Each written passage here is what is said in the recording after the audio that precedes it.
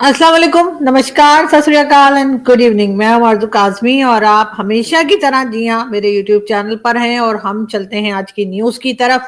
Prime minister Narendra Modi जो हैं जी हाँ, उनका अमेरिका का विजिट जो है वो एकदम तैयार खड़ा है। समझे उन्होंने अपना बैग पैक कर लिया है और जी जाने की तैयारी है। और साथ साथ ये भी कहा जा रहा है कि जी डोनाल्ड ट्रंप के इन्विटेशन के ऊपर जो है वो प्राइम मिनिस्टर नरेंद्र मोदी जो है अमेरिका का विजिट करेंगे। लेकिन इससे पहले कि मोदी जी अमेरिका पहुंचे, ट्रंप साहब ने तकरीबन 104 लोग जो हैं उनको डिपोर्ट कर दिया है। जी हां, इलीगल इमिग्रेंट्स बताकर तकरीबन 104 के करीब लोग हैं जो कि भारत वापस भेजे जा रहे हैं। वैसे तो कहा यह गया है कि तकरीबन 18 से 20 हजार लोग हैं अमेरिका में जो कि डिपोर्ट किए जाएंगे या जो कि इलीगल इमिग्रेंट्स हैं और उनको वापस भारत भेजा जाएगा और भारत उन्हें लेने के लिए तैयार भी है। इसी वजह से उन्होंने तकरीबन 104 लोग जो हैं वो पहले ही मोदी जी के पहुंचने से पहले ही वापस भेज दिए गए। अब उनका मोदी जी क्या करेंगे मुझे क्या पता, हर बात मुझे थोड़ी पता होती है। अब यकीनन मोदी जी उनको भारत में रखेंगे, जॉब देंगे, घर देंगे, तालीम देंगे या जो भी करेंगे, लेकिन बहरहाल कुछ ना कुछ तो करेंगे। लेकिन मोदी जी के लिए यकीनन ये एक मुश्किल चीज होगी, इसलिए कि पहले ही भारत की आबादी बहुत ज्यादा है, पहले ही भारत में बहुत सारे लोग हैं और अब तकरीबन 20,000 के करीब लोग और भी पहुंच जाएंगे।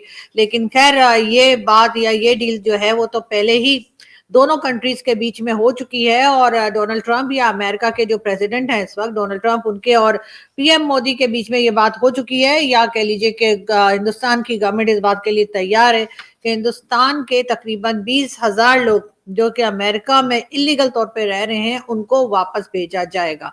तो जनाब पहले हिस्से में कह लीजिए कि फर्स्ट स्टेप लेते हुए तकरीबन 104 लोग जो हैं वो वापस भेज दिए गए हैं।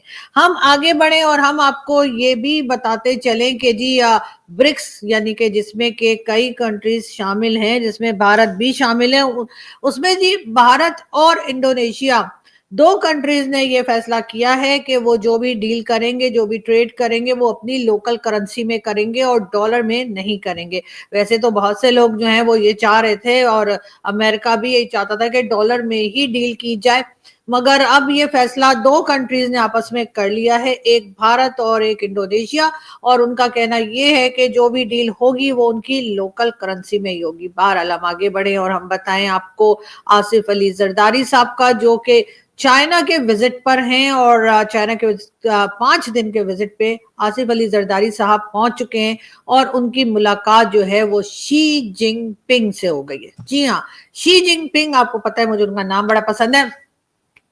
तो जी वो पहुंच गए और उनको आसिफ अली जरदारी साहब को एयरपोर्ट से फाइनेंस मिनिस्टर जो हैं चाइना के, उन्होंने रिसीव किया। 5 दिन जो है आसिफ अली जरदारी साहब चाइना में रहेंगे और वहां पर जी डिफरेंट इश्यूज पे बात की जाएगी, यानी कि हमें पैसा कब दे रहे हो, पैसा कब तक पहुंच जाएगा, सीपीसी के लिए कब काम शुरू करना है, सीपीसी फेज 2 यानी सीपैक फेज 2 के ऊपर पैसा कब आ रहा है, पैसे कब दोगे, कितने दोगे, कहां तक दोगे और कब तक दोगे, ये सब चीजें जो है वो यकीनन आसिफ अली जरदारी साहब चाइना में जाकर पूछेंगे और इसीलिए वो वहां गए हैं। और अगर उन्होंने पूछा, यानी कि चाइनीज प्रेसिडेंट ने कहा कि शी जिनपिंग साहब ने कहा नी हाओ, आप लोग काम कितने दिन में कंप्लीट कर लेंगे, तो उसपे जी आसिफ अली जरदारी साहब ने ये कहना है कि जी आज का काम कल, कल का काम परसों, इतनी जल्दी क्या है बेटा जब जीना है बरसों। जी हाँ, मैं जानती हूँ ये शेर आप लोगों ने कहीं सुना होगा, लेकिन ये मैंने खुद लिखा है। जी हाँ जी, अच्छा हाँ सही है, सही, ब्लैक एंड व्हाइट मूवी का था, याद है मुझे, अनाड़ी का था, लेकिन कोई बात नहीं। मेरे दादाजी ने लिखा होगा तो मैंने पढ़ लिया, फिर मैंने दोबारा लिख लिया, लेकिन खैर कोई बात नहीं। ये बात समझाने के लिए आसिफ अली जरदारी साहब ने, पाकिस्तान की इकोनॉमी का बुरा हाल है और ये बात हमारे यहाँ गवर्नमेंट में कोई भी मानने को तैयार नहीं है। सब कहते हैं नहीं जी हमारे स्टॉक एक्सचेंज ऊपर जा रही है, कभी कहते हैं लोग बड़े खुशहाल हो गए, अचानक से कहते हैं जी जो ह्यूमन स्मगलिंग के जरिए लोग बाहर जा रहे हैं और बेचारे डूब डूब के बेचारों की जाने जा रही हैं, उनके लिए भी कहते हैं जी देखिए कितना पैसा है, 30 लाख, 35 लाख, 40 लाख, 50 लाख देकर बाहर भागने की कोशिश कर रहे हैं। तो मगर बहरहाल अब हम क्या करें जी, हमारे लीडर वीडर और हमारे मुल्क चलाने वाले कुछ ऐसे ही है, मतलब जिसे कहते हैं ना कि हमारे एक दोस्त है इस्लामाबाद में, बड़े अच्छे बेचारे, तो वो अपनी उनकी फैक्ट्री है यहाँ पर, बहुत बड़ी फैक्ट्री है, बड़े अरबपति खरबपति है। तो जी वो मुझे कहने लगे कि जी हम इंडिया जाते हैं ढक्कन लेने के लिए। ये मैंने आप लोगों को पहले भी शायद बताया था, मैंने उनको कहा भी है कि भाई ढक्कन तो पाकिस्तान में तो नहीं, आप असेंबली के अंदर चले जाए, ढक्कन ही ढक्कन है। आपको, मुझे नहीं समझ आती कि आप ढक्कन लेने भारत क्यों जाते हैं। लेकिन बहरहाल बात हम भारत की कर रहे थे और हम आपको ये बताने की कोशिश कर रहे थे कि जी अब हुआ ये कि आसिफ अली जरदारी साहब जो है उन्होंने जाहिर है कि उनसे बात की है शी जिनपिंग से और ये कहा कि जी हम कर लेंगे, इतनी क्या जल्दी है, सी पैक भी बन जाएगा। लेकिन बात सारी ये, पाकिस्तान की इकोनॉमी की हालत आप जानते हैं कि किस तरह से है। लेकिन बहरहाल गवर्नमेंट मानने को तैयार नहीं है और उसके बाद हमारे प्राइम मिनिस्टर बातें ऐसी करते हैं कि आप यकीन करें मेरा तो रोना निकल जाता है। और हुआ क्या, आसिफ अली जरदारी साहब के बाद जो है मैं बात कर रही हूँ प्राइम मिनिस्टर शहबाज शरीफ साहब की। उनका कहना यह है मैं तनख्वाह नहीं लेता, यानी कि मैं सैलरी नहीं लेता, ना तो एज अ चीफ मिनिस्टर कभी सैलरी ली और ना ही कभी as a prime minister salary ली।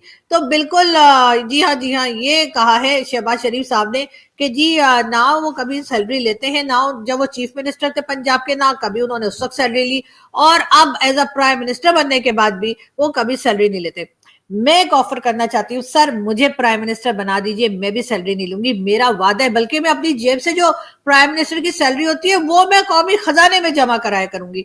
तो आप मुझे जी बना दीजिए, चाहे मुझे कुछ टाइम के लिए, मतलब पूछ लीजिएगा ना भाई लोग से कितना टाइम मुझे वो सह सकते हैं, मतलब 1 साल 2 साल, ठीक है, 2-3 हफ्ते के लिए ही बना दे यार, क्या हो गया। तो लेकिन ये कि मुझे एक बार प्राइम मिनिस्टर बना दे, सैलरी मैं भी नहीं लूंगी। मतलब ये कि फेंकने की भी कोई हद होती है। हमारे प्राइम मिनिस्टर जो है वो बगैर देखे जी एकदम से फेंक देते हैं। और साथ साथ जी शहबाज शरीफ साहब का ये भी कहना है कि आपको मालूम है कि हमने अभी कश्मीर डे मनाया था, तो ये देखिए ये एक फोटो कितनी अच्छी लग रही है कि उन्होंने ये कहा है कि जी पाकिस्तान जो है वो तमाम इश्यूज को रिजॉल्व करना चाहता है इंक्लूडिंग कश्मीर, और उसके लिए जी डायलॉग करना पड़ेगा, यानी कि बातें। उसके बाद होगा क्या, तारीख पे तारीख, तारीख पे तारीख, तारीख पे तारीख। अब जी उन्होंने ऑफर कर दिया हमारे प्राइम मिनिस्टर ने, अब जवाब देना है हमारे फेवरेट डॉक्टर जयशंकर और मोदी जी को कि जी आप आइए और कब आप पाकिस्तान से बात करने के लिए तैयार हैं। लेकिन मेरा इरादा कुछ और है। मैं अपने लीडर्स को, अपने पॉलिसी मेकर्स को, सबको ये बताना चाहती हूँ, देखिए सर, अगर आपने भारत से बात कर ली, ठीक है, कश्मीर का इशू भी हल हो गया, कुछ और भी सॉल्व हो गया, उससे होगा क्या, पैसा तो नहीं आएगा। पैसे के लिए तो आपको यही करना पड़ेगा कि कभी आईएमएफ जा रहे हैं, कभी वर्ल्ड बैंक जा रहे हैं, तो कभी चाइना से कह रहे हैं, तो कभी सऊदीया से कह रहे हैं, कतर, कुवैत, ओमान, जितने भी इस्लामिक कंट्रीज हैं, जितने भी गल्फ कंट्रीज हैं, जिसके पास भी पैसा है उसके पास हम जाते रहेंगे कटोरा लेके। उससे बचने का एक तरीका मेरे पास है। अब देखे, हमने टू नेशन थ्योरी के जरिए हमने वो अपना कंट्री तो बना ली ना, अब हमें करना चाहिए गजवा हिंद। जी हाँ, यानी कि अब हमें सीखना चाहिए गजवा हिंद, यानी कि जो हमारे जैद आमिर साहब हैं वो हमेशा कहते रहते हैं जी गजवा हिंद, हिंदू और मुसलमान एक साथ कभी नहीं रह सकते। अभी पता नहीं इतने सालों से वो 20-25 करोड़ मुसलमान वहां रह कैसे रहे भारत में। और उन्हें देख लीजिए, शाहरुख खान, सलमान खान, आमिर खान, ये खान, वो खान। और अभी जब वो सारे खान जो है वो उनकी फिल्में थोड़ी मतलब स्लो हो गई, या कह लीजिए कि वो हीरो वाले कैटेगरी से निकलने की सोच रहे, तो वो अपने अपने बेटे लेकर आ गए। वो आमिर खान ने भी बेटा ले आया, तो सैफ खान भी ले आए, तो ऊपर से आमिर खान भी ले आए, यानी कि एक बार फिर खान ही खान होंगे वहां पे। लेकिन बात सारी हम ये नहीं कर रहे, हम बात खानों की नहीं कर रहे, हम ये कह रहे हैं कि भाई बात सारी ये कि मुझे नहीं पता कि ये भारत में सारे मुसलमान रहते कैसे हैं, इसलिए कि हम लोगों से तो रहा नहीं गया, जब तो हम छोड़ छड़ कर आ गए और हमने अलग अपनी एक कंट्री बना ली। लेकिन बात सारी ये है कि जैद हमेशा बिल्कुल सही बात कहते हैं, जो मैं आप लोगों को इस वक्त समझाना चाहती हूँ, खास तौर पे भाई लोग को, गजवाए हिंद कीजिए, गजवाए हिंद, ठीक है, आप गजवाए हिंद कीजिए। और आपको तो पता है ना कि अल्हम्दुलिल्लाह हमारी जो मतलब ताकत है मोमिनों की, उसके आगे वो लोग नहीं ठहर सकते। जितनी मर्जी हो, 1 अरब 40 लाख, जितना मर्जी उनकी पॉपुलेशन हो, हमारे आगे नहीं टिक पाएंगे। आपको पता है ना, हमारी तो एक फूंक से सब कुछ उड़ जाता है। तो बात सारी ये कि जी आपको चाहिए कि आप गजवाए हिंद करें, उससे होगा क्या कि हम उसके बाद सारे हिंदुस्तान पे हम कब्जा कर लेंगे, ठीक है ना। अभी हमने एक छोटा सा इधर पाकिस्तान लेके रखा है, अब तो बांग्लादेश वाले भी दोबारा हमारी तरफ आ गए, तो बांग्लादेश को भी हम साथ में ही मिला लेंगे और उसके बाद हम जी कर देंगे गजवाए हिंद। और जब हम गजवाए हिंद करेंगे तो आपको पता है कि फिर हम पूरे भारत पे कब्जा कर लेंगे। जब हम पूरे भारत पे कब्जा कर लेंगे, जब हमारा मतलब कह लीजिए हमारी गवर्नमेंट आ जाएगी वहां पर हिंदुस्तान में भी, ठीक है, मोदी जी को हम दे देंगे, कोई ओहदा दे देंगे, ठीक है, वो बेचारे अच्छे लगते हैं हमें, बहुत अच्छे हैं, और डॉक्टर जयशंकर भी हम कुछ ना कुछ बना देंगे उनको भी, लेकिन बात उनकी नहीं हो रही। मैं ये कह रही हूँ कि हम गजवाए हिंद करेंगे और उसके बाद पूरे हिंदुस्तान के ऊपर हमारा राज होगा। और इस तरह से हिंदुस्तान ने जितना पैसा बनाया है ना, मैंने सुना है वर्ल्ड नंबर 3 बनने जा रहे हैं इकोनॉमी में, पता नहीं 4 ट्रिलियन के 5 ट्रिलियन जो है, $5 ट्रिलियन जो है वो मोदी जी बनाने जा रहे हैं। तो वो सारा पैसा हमारा हो जाएगा, क्योंकि गजवाए हिंद हमने की होगी, तो पैसा भी हमारा हो जाएगा, पूरा का पूरा देश भी हमारा हो जाएगा। और उसके बाद हम आराम से बैठ कर बांसुरी बजाया करेंगे और बस कुछ खाया पिया करेंगे। कोई काम हम करने की जरूरत नहीं। वैसे काम तो हम अभी भी नहीं करते, मालूम है, लेकिन ये कि बहरहाल पैसा मांगने तो जाना पड़ता है ना, वो खौरी तो उठानी पड़ती है और किसी ना किसी तरीके से जाकर। अभी देखें आसिफ अली जरदारी साहब गए, अब ना जाने शी जिनपिंग जो है उनका क्या हाल होगा, उनकी जेब में से कुछ बचेगा भी या सब निकाल के दे देंगे कि लो भैया वापसी का टिकट भी ले लो मेरे से, ऐसा भी हो सकता है। लेकिन खैर देखते हैं कि क्या करते हैं क्या नहीं करते। आप लोग तो पता नहीं, मुझे न्यूज में बता रही होती हो, आप लोग मुझे यहाँ का वहां कर देते हो। आपको पता है फजूल की बातें करने की तो मेरी आदत है नहीं, लेकिन फिर भी आप लोग अपनी बातों में मुझे उलझा कर जो है असल मुद्दे से जो है मुझे भटका देते हैं। और मैं जो आपको न्यूज देने के लिए बैठी होती हूँ, वो न्यूज देने के बजाय मैं पता नहीं क्या बोलने लग जाती हूँ। लेकिन खैर आसिफ अली जरदारी साहब जो है वो वहां जा चुके हैं, साथ ही यानी कि कह लीजिए कि चाइना। लेकिन उसके साथ साथ जी डोनाल्ड ट्रंप, एक तो डोनाल्ड ट्रंप जब से दोबारा प्रेसिडेंट बने बिल्कुल इमरान खान वाली हरकतें करने शुरू हो गए। इमरान खान साहब भी जब प्राइम मिनिस्टर बने थे ना जी, बावली बावली हरकतें किया करते थे, कभी कुछ कहते थे कभी कुछ कहते थे, कभी सुबह को कहते थे लॉकडाउन नहीं होगा, उसके बाद उधर से भाई लोग आते थे और लॉकडाउन कर देते थे 2 घंटे। खैर कोई बात नहीं, होता है। हमारे प्राइम मिनिस्टर जो है वो कितने फैसले ले सकते हैं आप लोगों को मालूम है। लेकिन मैं उनकी बात नहीं कर रही, नहीं ना, तौबा ना, मैंने भाई लोग का कुछ कहा ही नहीं है। मैं तो ये कह रही हूं आप लोगों को कि जी डोनाल्ड ट्रंप साहब जो है वो अजीब अजीब हरकतें करने लगे, उससे मुझे लगता है कि वाकई में वो इमरान खान के दोस्त होंगे। इसलिए कि इमरान खान साहब ने कहा था कि जब डोनाल्ड ट्रंप आएंगे तो इमरान खान को जेल से बाहर निकाल देंगे। तो अभी देखते हैं वो क्या करते हैं। फिलहाल तो उन्होंने अपनी कंट्री से लोगों को उठा के बाहर निकालना शुरू किया हुआ है, जिनमें पाकिस्तानी भी यकीनन शामिल होंगे। लेकिन मैं आपको ये बताने लगी थी कि जी डोनाल्ड ट्रंप साहब ने ये कहा है कि ईरान को वो हरगिज जो है न्यूक्लियर एसेट्स या न्यूक्लियर वेपन्स बनाने की परमिशन नहीं देंगे। उनके ख्याल से ईरान उनसे परमिशन मांग रहा है, उनके ख्याल से ईरान खुद नहीं कर सकता। कितनी सैंक्शंस उन्होंने ईरान के ऊपर लगाई है, ईरान फिर भी वैसे का वैसा है।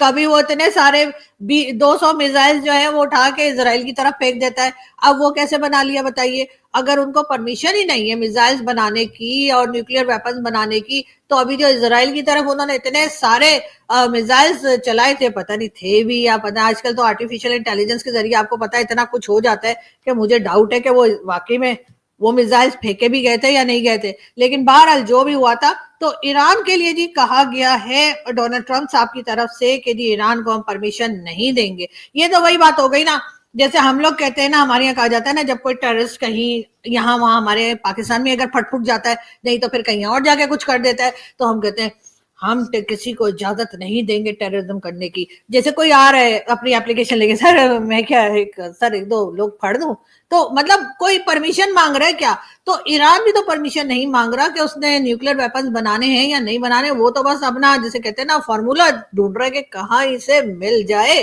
पाकिस्तान से ही मिल जाए चाहे। तो वो बस जैसे ही मिल गया, उन्होंने खटाखट अपनी जो है वो वेपन्स बना लेने। अमेरिका तो पता भी नहीं चलेगा। डोनाल्ड ट्रंप साहब का तो वैसे ही एक कान उड़ा दिया लोगों ने, आपको पता है ना, वो इलेक्शन के दौरान में ठीक है गोली चली थी, तो उनको तो वैसे ही एक कान से सुनाई देता होगा मेरे ख्याल से। तो उन्हें तो वैसे ही पता नहीं लगना है कि ईरान ने क्या कर दिया और क्या नहीं कर दिया। और वो तो शायद इसी उसमें रहेंगे कि जी ईरान हमसे बड़ा डरता है। हालांकि ईरान जो है वो मुझे नहीं लगता किसी से डरता है, हर वक्त तो धमकियां देता रहता है इजराइल को भी। और तो और हम तो उसके ब्रदरली इस्लामिक कंट्री हैं, हमारा भी लिहाज नहीं करता, हमारे यहाँ भी आगे जो है वो अटैक कर देता है और एयर स्ट्राइक कर देता है। हालांकि उसे हमारा तो ख्याल करना चाहिए, इसलिए कि हम तो जैसे मैंने कहा ना, हम तो इस्लामिक कंट्री हैं। लेकिन क्या करें जी, हमारा तो कोई इस्लामिक कंट्री भी जो है ना वो हमारे साथ सिंसियर नहीं है, सिर्फ उन्हीं के साथ है जिनके साथ पैसा है। अब देख लीजिए सऊदी अरब को, कतर, कुवैत, यूएई या जिस कंट्री का भी आप नाम लीजिए, इवन इंडोनेशिया, वो जा जाके जी मोदी जी की पता नहीं क्या वाह शुरू कर देते हैं और हमारी तरफ देखता ही नहीं है। हमारे तरफ जब आना होता है, जब कोई बात होती है, तो वो सऊदी अरब तो हमें खजूरें भेज देते हैं। तो पता नहीं हमारी शक्लें खजूरों जैसी हो गई कि क्या हो गया, जब देखो इतनी सारी खजूरें भेज देते हैं हमारे यहाँ। और जाकर अगर पैसा लगाना होता है तो अमेरिका में लगा देते हैं या इंडिया में लगा देते हैं। अभी $100 बिलियन की इन्वेस्टमेंट की है ना उसने, सऊदी अरब ने, और उसके बाद $600 बिलियन की इन्वेस्टमेंट कर दी अमेरिका में। और हमारे टाइम पे अभी देखिएगा, हमारा टाइम आते ही खजूरें रह जाएंगी उनके पास सिर्फ, और वो खजूरें वो हमारे दे देंगे, और वो खजूर खा खा के हम खजूरी बन जाएंगे। लेकिन मुझे ये समझ नहीं आ रही कि बाकी जो इस्लामिक कंट्रीज हैं वो आखिर मिलकर हमारा कर्जा क्यों नहीं उतार देती। देखिए ना, इतनी 656 इस्लामिक कंट्रीज है ना, उनको चाहिए कि वो थोड़े थोड़ा पैसा अगर मिलाएंगी तो हमारा तो बहुत ही जरा सा लोन है वो, मतलब वो देने, अमेरिका को देने और चाइना को देने, हमारी जान छूट जाएगी इन लोगों से। लेकिन नहीं, ये आपस में एक दूसरे के लिए कुछ नहीं करते। ये ओआईसी की जो कंट्रीज है ना, मैंने इनसे ज्यादा फजूल और बेकार ग्रुप कहीं नहीं देखा। चाहे वो ब्रिक्स हो, चाहे वो G20 हो, G8 हो, पता नहीं 7 है, 6 है, खुदा जाने क्या क्या बना के बैठे हुए ये लोग, वो ग्रुप वो फिर भी एक दूसरे का ख्याल करते हैं। अभी ब्रिक्स वालों को ही देख लें कि इंडिया और इंडोनेशिया ने सोच लिया कि हम अपनी करेंसी में ही डील करेंगे, तो वो कर रहे हैं। लेकिन हमारे साथ कोई, मतलब इस्लामिक कंट्रीज जो हैं ओआईसी की, वो हमारा कोई ख्याल ही नहीं करती हैं। अगर वो लोग थोड़ा थोड़ा पैसा दें तो हमारा सारा कर्जा उतर जाए, लेकिन कोई सुनता ही नहीं है। और वैसे उनको पता भी है कि हमसे कर्जा वापस ले भी कौन सकते हैं। हम एक बार कर्जा ले लेते हैं ना, तो फिर बस वापस लेने के लिए तो अगला जन्म लेना पड़ता है, और अगले जन्म में पता नहीं हम होंगे या नहीं होंगे। मैं तो कहती हूँ पाकिस्तान का नाम ही बदल देना चाहिए। पाकिस्तान का नाम मैंने पहले भी कहा था कि बदल दो भाई, इसलिए कि जिन लोगों ने पेपर्स में पाकिस्तान लिख रखा है ना, जब वो पेपर चेक करेंगे तो पाकिस्तान वाली कंट्री मिलेगी ही नहीं, क्योंकि हमने नाम ही चेंज कर दिया होगा। तो वो बस ढूंढते ही रह जाएंगे हमें, और हम उनका पैसा खा पी के आराम सुकून से चिल मारेंगे, उसके जस्ट चिल चिल। तो वो वाला हम करना चाह रहे हैं। लेकिन मुझे समझ में ये नहीं आ रहा कि हमारे लोग जिनका दिमाग इतना इतना चलता है, यानी कहीं पे यूरोप में, अमेरिका में, गल्फ में, कहीं कोई किसी कंट्री का बंदा अगर फंस जाए तो वो कहता है मैं किसी पाकिस्तानी को ढूंढता हूं ताकि कोई जुगाड़ लगा के मैं यहां से निकल सकूं। इतने टैलेंटेड लोग हैं हम लोग। लेकिन देखिए ना कि हमारे पीआईए के पायलट जिनके लाइसेंस फेक बताए गए थे, इमरान खान साहब ने कहा था कि जी फेक पायलट, जो पायलट्स हैं उनके लाइसेंस फेक है, यानी कि उनको कहना चाहिए कि उनको यहाँ पे रिक्शा चलाना चाहिए था, वो जहाज उड़ा रहे थे। तो आप सोचें कि अगर बगैर लाइसेंस के हम लोग प्लेन उड़ा सकते हैं, प्लेन को यहाँ से अमेरिका, कनाडा, यूरोप और न जाने कहाँ कहाँ ले जा सकते हैं। सोच लीजिए अगर कहीं इन लोगों ने पढ़ लिख लिया होता, कहीं ये थोड़ा सा भी, मतलब इन्होंने सही डिग्री ले ली होती, तो हम तो कब के चंद्रयान पहुंच गए होते। जो ये इंडिया बाद में गया ना अभी चंद्रयान 3, और ये वो मोदी जी ने जो करा है, हमारे लोग पहले से वहां पर होते और वहां पे डीएचए भी बना दिया होता। ओ सॉरी, ये एडिट कर देना। अच्छा, भूल नहीं जाना तुम लोग, मरवाओगे। नहीं नहीं नहीं, डीएचए नहीं बनाया होता, मेरा मतलब है, एक तो पता नहीं मेरे दिमाग में डीएचए क्यों घुसा रहता है। नहीं नहीं, डीएचए नहीं बनाया होता, वो वैसे ही मतलब पहुंच गए होते ना, हमने हाउसिंग स्कीम बना ली होती, या फिर कह लीजिए कि कोई फौजी फाउंडेशन फैक्ट्री, नहीं वो भी नहीं, सॉरी मैं फिर गलत बोल गई। ये मैं फिर एडिट करवा दूंगी, आप लोग याद से, मतलब मुझे याद दिला दीजिएगा, याद से एडिट कर देना। अच्छा, फौजी फाउंडेशन, वो फौजी फाउंडेशन भी और वो डीएचए भी। तो खैर मैं वो बात नहीं कर रही थी, वो तो बहुत अच्छे लोग हैं। अगर वो लोग ना होते तो भारत हमें कब का खा गया होता।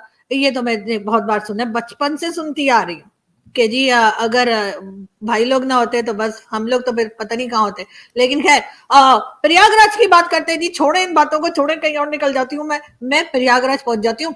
मुझे बहुत से मेरे दोस्त जो हैं जो इंडियन मीडिया में भी हैं, खासतौर पे प्रयागराज पहुंचे हैं कुछ लोग, और वो अपनी वहां से फोटोज भी भेज रहे हैं, मुझे बता भी रहे हैं। और सबसे प्यारी बात जो वो करते हैं वो ये कि हम आपके प्रयागराज में हैं। और यकीन करें ये सुनकर बहुत अच्छा लगता है, और बड़ी अपनायत फील होती है, बहुत दोस्ती, बहुत मोहब्बत, बहुत अच्छा लगता है। और मैं उन तमाम ही दोस्तों का शुक्रिया अदा करूंगी जिन्होंने मुझे प्रयागराज जाने के बाद जो है वहां से ना सिर्फ ये कि अपनी फोटोज भेजी, बल्कि मुझे बताया कि हम प्रयागराज गए हैं, हम महाकुंभ में गए हैं, और साथ साथ उन्होंने ये भी कहा कि हम आरजू जी आपके शहर में आए हैं। तो ये सुनकर मुझे बहुत अच्छा लगा। और प्रयागराज, जैसे कि आप लोग जानते हैं कि मेरे ग्रेट ग्रैंडफादर जो थे वो वहाँ की हाई कोर्ट में जज थे, तो वो सुनकर और वो जाहिर है कि एक फीलिंग जो है वो आती है। और ऐसा नहीं है कि आपके जहाँ से आपके एक ताल्लुक जुड़ा होता है वो मेरे ख्याल है हमेशा ही रहता है। और अब तो और ज्यादा इसलिए हो गया है कि सोशल मीडिया का जमाना है, यूट्यूब का जमाना है। तो अब जब लोग आपस में बातचीत करते हैं, एक दूसरे को बताते हैं, एक दूसरे को जगहें दिखाते हैं, तो वो सब कुछ देखकर बहुत अच्छा लगता है। और ऐसा ही लगता है कि हाँ वाकई में हम लोग चाहे बेशक बाउंड्री जो है वो बना दी गई हो, दो अलग कंट्रीज हो गई हो, लेकिन बहरहाल दिल जुड़े हुए हैं। हम दोस्तियां भी वैसे ही करते हैं और हम लड़ाइयां भी वैसे ही करते हैं। तो खैर मैं तो अपने दोस्तों से किसी से लड़ती नहीं हूँ, लेकिन एक आध अगर किसी से है 36 का आंकड़ा तो फिर उनको मैं मजा भी सही चखाती हूँ, और वो भी मुझे बहुत तंग करते हैं, मैं सही बता रही हूँ। लेकिन खैर कोई बात नहीं, ऐसा होता है, यानी कि बड़े बड़े देशों में ऐसी छोटी छोटी बातें होती रहती हैं। लेकिन यहाँ से हम चलते हैं, आपसे मुलाकात होगी नेक्स्ट वीडियो में, बहुत सारी दूसरी न्यूज लेकर हम हाजिर होंगे। अपना आप बहुत सारा ख्याल रखिएगा। मैं बस ये चेक कर रही हूँ कि कहीं कोई न्यूज ऐसी रह तो नहीं गई है जो मैं आप लोगों को बताना चाह रही थी और रह गई, इसलिए कि आप लोग एक तो बोलते बहुत है ना, तो मुझे जो मेन खबर होती है वो याद ही नहीं रहती। लेकिन बहरहाल प्राइम मिनिस्टर जो है शहबाज शरीफ साहब, उनका ख्याल है कि भारत के साथ बातचीत होनी चाहिए, हर तरह के इश्यूज को सॉल्व होना चाहिए।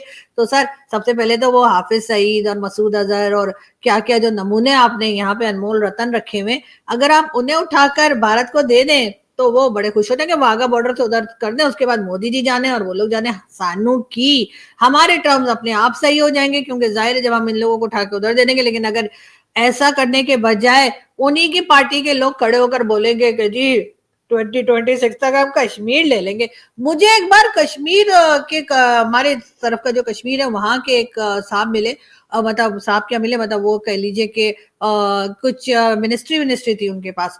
तो मैंने उनसे कहा कि सर फिर उधर वाला कश्मीर लेना है? कहते हैं हाँ जी लेना है। मैंने कहा सर करेंगे क्या? तो उसका जवाब उनके पास नहीं था, क्योंकि मैंने कहा सर यहाँ वाला तो संभाला नहीं जा रहा आपसे, आप एक कश्मीर और ले लेंगे तो करेंगे क्या? तो वो बेचारे मुझे कुछ बता ही नहीं पाए, और फिर वो मुझे कहने लगे जी जी मैं आपको बताता हूँ, जरा मैं अभी चिकन खा लूं। तो वो फिर डिनर विनर पे थे, तो वो फिर चले गए अपना कोई चिकन विकन पकड़ने के लिए। लेकिन बात सारी ये कि वाकई में हम अगर जम्मू कश्मीर को भी ले लेंगे तो हम उसका करेंगे क्या, ये बात अभी तक हमने भी नहीं सोची है। और वैसे भी वहां पर जुल्म हो रहा है, वहां पर पता नहीं क्या कुछ हो रहा है, ये खबरें जो है ये हमारे लोगों को जो है वो हमारे प्राइम मिनिस्टर और हमारे जो मिनिस्ट्री है उसके जरिए ही पता लगती है। और खासतौर पे 5 फरवरी को तो बहुत ज्यादा बताया जाता है। उसके बाद 6 फरवरी को किसी को याद भी नहीं रहता कि कुछ हुआ था, और हम लोग अपने अपने कामों में लग जाते हैं। फिर हर साल सिर्फ 5 फरवरी को हमें अचानक से याद आता है, ओह हम तो कश्मीरियों के साथ खड़े। हालांकि हम तो अपने यहाँ जो लोग अभी रह रहे हैं हमारे, यानी कि अभी तक हमारे साथ हैं बलोचिस्तान के लोग और केपीके के लोग, हम तो उनके साथ भी नहीं खड़े, इसलिए कि वहां पे जाने की किसी की हिम्मत ही नहीं होती। और अगर चले भी जाते हैं तो आपको पता है वहां पर डिशुम डिशुम डिशुम क्या चल रहा है। लेकिन बहरहाल यहाँ से हम चलते हैं, और मोदी जी जरा दोस्ती वोस्ती कर लीजिए, या फिर मैंने जैसे कहा है कि हम गजवा हिंद करेंगे, और सोच लीजिए कि सारा भारत हमारे कब्जे में होगा, और वो जो पैसा आपने बनाया है ना वो भी हमारे कब्जे में होगा, और उसके साथ ही हमारी तो मौजा ही मौजा वो हो जाएंगी। ठीक है, तो यहां से मैं चलती हूँ और आप लोगों से मुलाकात होगी नेक्स्ट वीडियो में। अपना बहुत सारा ख्याल रखिएगा, हंसते रहिए, मुस्कुराते रहिए, और हमें दुआओं में याद रखिए। दोबारा नजर आएंगे शायद, मिलते हैं ब्रेक के बाद।